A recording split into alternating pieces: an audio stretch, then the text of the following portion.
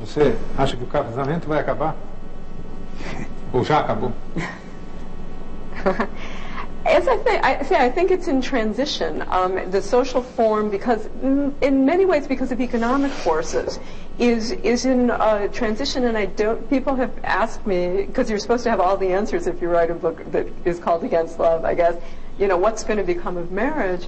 I don't know. I mean, the family structure all over the world is changing as women enter the workforce, and I think that the family forms haven't really caught up with the economic changes, for one thing.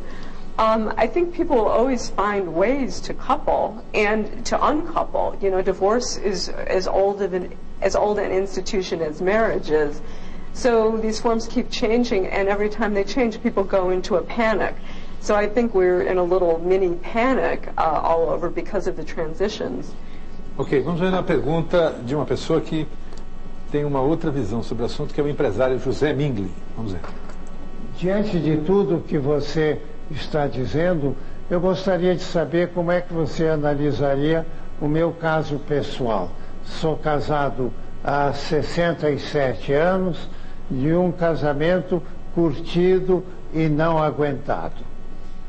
There's nothing in my book that says you can't have a long-term, a happy marriage. I mean, I am all in favor of this. I am, as I said, a complete romantic. There is a statistic that I've come across in the United States.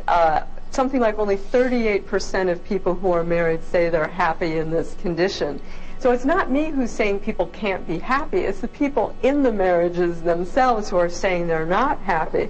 I'm incredibly pleased for somebody who's been together, I think you said 67 years, and is happy with their spouse. And you should tell me how you did it, or you should tell the rest of humanity who are looking for your secret. Agora, Laura, por que você diz que você é contra esse trabalho no casamento, trabalhar um casamento? Quer dizer, isso é um esforço para que as coisas deem certo. Você diz que um casamento que precisa de trabalho não é um bom acordo, né? Quer dizer, por exemplo, o que nós estamos fazendo aqui? A gente está, de alguma forma, trabalhando um diálogo, trabalhando uma troca. A gente faz acordos e negociações desde a hora que a gente acorda. Então, por que no casamento seria já um sinal de que essa relação não dá certo? Se eu tenho que trabalhar por ela, então, tchau. Aliás, só para complementar, a sua visão do trabalho é também muito negativa. É a visão do trabalho do século XIX. Quer dizer, é claro que ainda há setores da sociedade que vivem esse tipo de trabalho e é interessante que se possa transformar esse trabalho. Mas muitos de nós já vivem numa sociedade onde o trabalho, ou pelo menos em condições onde o trabalho pode estar aliado ao prazer, ou pode estar aliado à satisfação intelectual, à satisfação pessoal. E parece que é a sua visão do trabalho que contamina a sua visão do esforço para permanecer casado é que provoca essa confusão. When I was writing this book, I started reading a lot of advice manuals that are written for couples, and the interesting thing was this phrase was in every single one of them. You have to work at your marriage, so if your marriage isn't working, you haven't worked hard enough at it. And if this advice worked, it seems like we wouldn't have to keep hearing it over and over. And, because it's not just Freud who's influenced me, but also Marx, I immediately thought of capital and the critique of the exploitation that comes along with work. I mean, it's not a neutral phrase, work at your marriage, particularly in the United States. I mean, the United States, and I think Brazil has perhaps a more leisure, appreciative culture than the kind of Protestant work ethic of the U.S.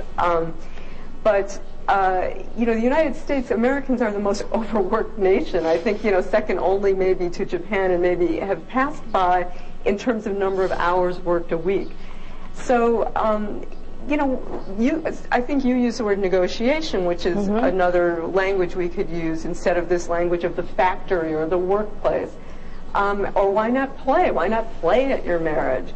So the grimness of working at your marriage raised suspicions with me. But once again, if all this advice we were getting, and by we as Americans, and you can tell me if this applies here, all this advice creates, it seems to me, I don't want to say more problems, but it certainly doesn't provide the solution, since you would only have to say it once. If this was the solution to work harder at your marriage, why would it have to keep being repeated? You know, say it once and then the problem is fixed. It doesn't fix the problem. Laura, nós vamos fazer mais um rápido intervalo. Lembrando que o programa desta noite, como todos os outros da série Roda Viva, mais de 1000 programas, pode ser encomendado pelo DVD. O endereço é www.culturamarcas.com.br. Por esse endereço você pode também encomendar os 3 volumes do melhor do Roda Viva: Cultura, Poder e Internacional, que resumem 60 das melhores entrevistas feitas ao longo desses quase 20 anos. O telefone 0 operadora 11 30 81 3000 também pode ser utilizado para você encomendar tanto o livro quanto o DVD. E nós voltamos em instantes com o Roda Viva, que é acompanhado na plateia por Priscila Dourado Diniz, estudante de Psicologia da Universidade Cruzeiro do Sul, José Luiz Godinho, advogado, e Juliana Farina, estudante de Comunicação Social. A gente volta já já.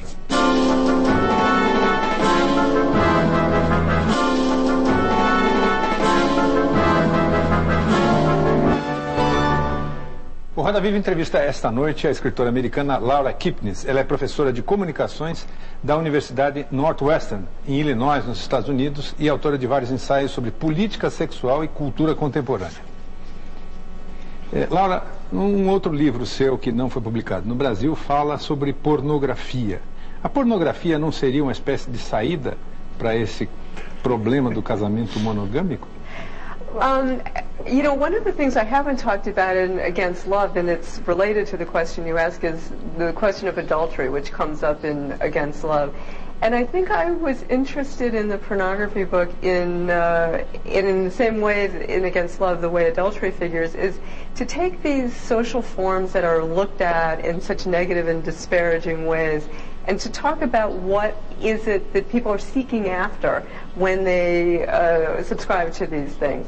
So, you know, in many ways, people are looking for various kinds of escapes that don't actually provide the solution, but they're temporary refuges. And, you know, I think you were right when you said before that adultery can become like a marriage. It becomes rule-bound. But it's a temporary solution. And so in both these cases, adultery and pornography, I was trying to ask questions that are not the usual question and not the usual finger-pointing and moralizing, and to say, well, what is it that people are after? And they're after more gratification than reality provides. So they invent these fantasy forms. Pornography is a fantasy form. It's a fantasy that there's a plenitude of sex with no restrictions and no social repression and no psychical repression. And adultery, it's a temporary utopia where, you know, in not just the one-night stand, but the love affair where two people fall in love, and it's outside of social institutions and rules and norms, and it's a temporary, idyllic refuge from reality. Professora, eu gostaria só de citar, desculpe interromper, mas com relação a esse ponto que a senhora está citando, tem uma aspas no livro que a senhora diz o seguinte: onde quer que reine o compromisso com a monogamia, o adultério proporciona a sua transgressão estrutural. Eu não sei até que ponto o adultério teria todo esse papel, porque uma coisa é não fazer uma leitura moralizante do adultério, até aí tudo bem. Outra coisa é ir no extremo oposto e fazer uma afirmação como essa, quando na verdade o adultério também pode ser interpretado como um elemento conservador, na medida em que ele ajuda a preservar um status quo. I think that's true. I agree with you. But I think there is an interesting aspect of humans that whatever the rules are, whatever the social institution is, there's some desire to transgress it. So you can't have blasphemy without religion, and in the same way you can't have religion without blasphemy. And marriage and adultery are also paired in that way, where you have an institution or a contract and then you have a transgression of it. But I think it's not wrong to say that adultery has a conservative element to it.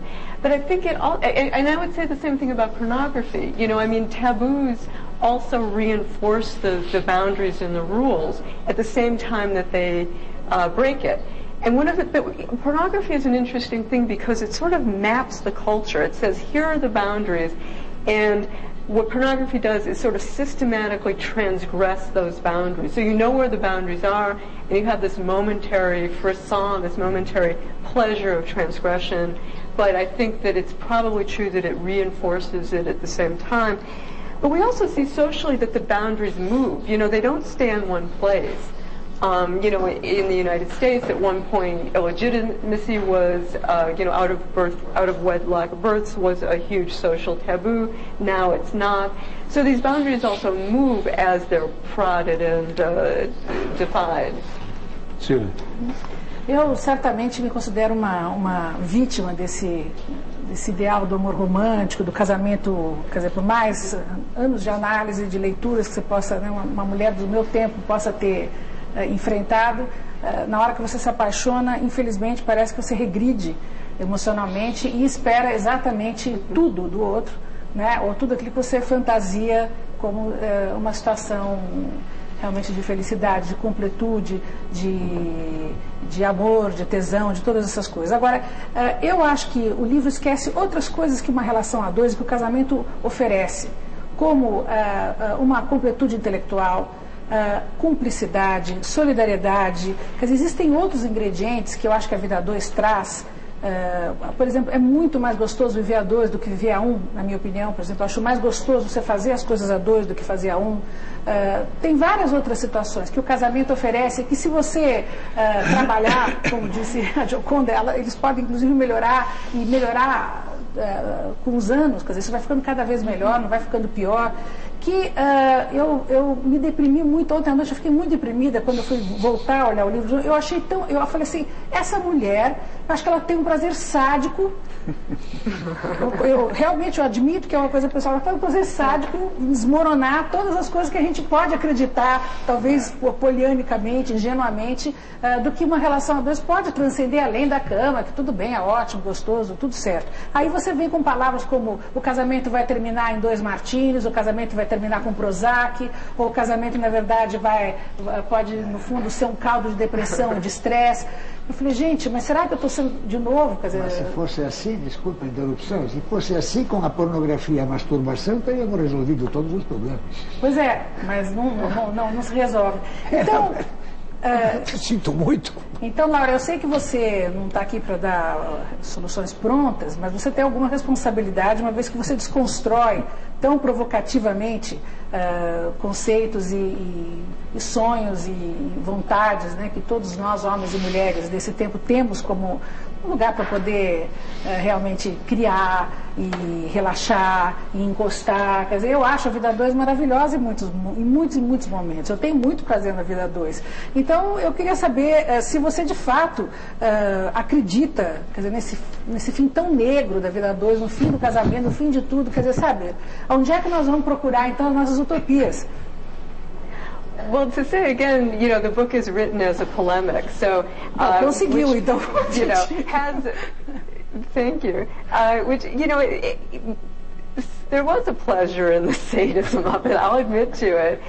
To poke holes, I think there's part of me that likes to, you know, say the emperor has no clothes, or to poke holes in the established convention. Quase, né? But the other thing is, you know, to say the thing that everyone knows, that there are pleasures in coupledom, I mean, this would be a very conventional thing to say. I felt like I didn't need to say what had been said, you know, 1,000 or more times.